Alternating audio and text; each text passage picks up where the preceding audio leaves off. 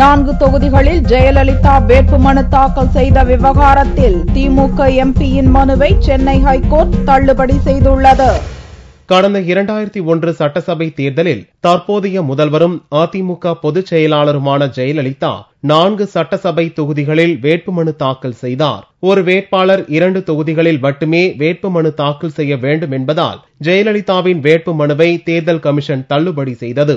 இந்நிலையில் 4 தொகுதிகளில் போட்டியிட முடியாது என தெரிந்திருந்தும் முதல்வராக இருந்த ஜெயலலிதா மக்களாட்சிக்கு விரோதமாக வேட்புமனு தாக்கல் செய்ததற்கு தேர்தல் கமிஷன் ஜெயலலிதா மீது சட்டப்படி நடவடிக்கை எடுக்க வேண்டும் என கோரி சென்னை உயர்நீதிமன்றத்தில் திமுக முன்னாள் எம்பி குப்புசாமி பொதுநல வழக்கு தாக்கல் செய்தார். இவ்வழக்கின் மீதான விசாரணை கடந்த மார்ச் மாதம் முடிவடைந்தது. ஏப்ரல் 28ஆம் தேதி அன்று இறுதி தீர்ப்பு வெளியாகும் என எதிர்பார்க்கப்பட்டது. இந்நிலையில் மனுதாரர் குப்புசாமி கடந்த வாரம் காலமானார். அவருக்கு பதிலாக இவ்வழக்கில் தன்னை மனுதாரராக ஏற்றுக்கொள்ள வேண்டும் என திமுகவை சேர்ந்த நாகை தொகுதி எம்பி AKS விஜயன் சென்னை உயர்நீதிமன்றத்தில் மனு தாக்கல் செய்தார்.